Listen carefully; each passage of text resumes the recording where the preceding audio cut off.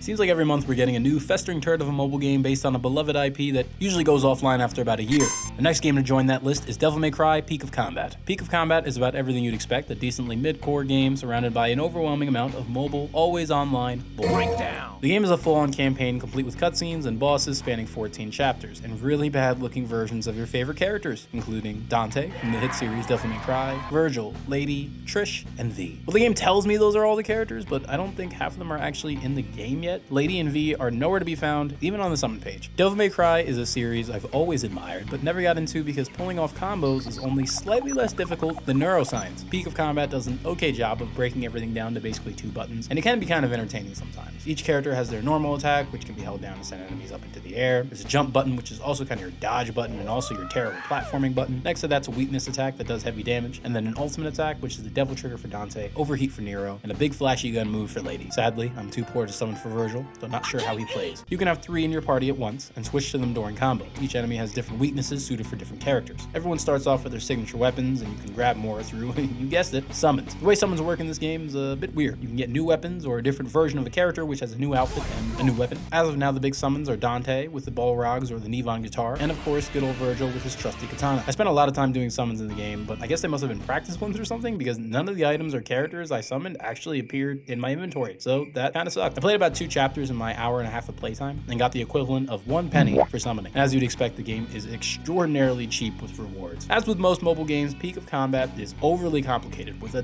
ton of ugly game mechanics and things to level up that it vomits onto you at every given moment. Don't forget to level up each character and their weapons using Subterranean Spectre Essence. Buy new moves with red orbs that the game barely gives, but can be bought with your green orbs. Level up your office, which boosts your stamina. Use the Slot of Slaughter, which is just a straight up slot machine, to get new items. Not even being subtle, are we, Capcom? Make sure to get your battle, I mean Hunter Pass, to get legendary weapons. The game is constantly stopping after every encounter to remind you you are under-leveled and need to develop your character more to proceed. The amount of pop-ups, things to level up, and materials to acquire physically made my head hurt. Outside of the campaign, there's challenges and daily missions, which can be little gauntlets fighting enemies, or this horrid chase thing where you have to do QTEs to run away from a big monster. The game uses the same lettered ranking system from the OG games, and just like those, I can still barely break a B most times. Oddly enough, Lady seems to be the strongest out of my party. Twice I had Nero and Dante laid out on the ground while Lady stayed strong as the last survivor and lit everybody the fuck up. Peak of Combat is in this painfully bland middle point where it's not Silent Hill Ascension bad, but not particularly good either. It's just a mobile game that exists, and in a world filled with Steam Decks and Switches that give you access to every game in the series anywhere, it is absolutely baffling to me that Capcom thinks that anybody would use this to get their DMC fix. Alright, let's take bets on how long this game's gonna last before it gets shut down. I'm gonna be generous, 6 months.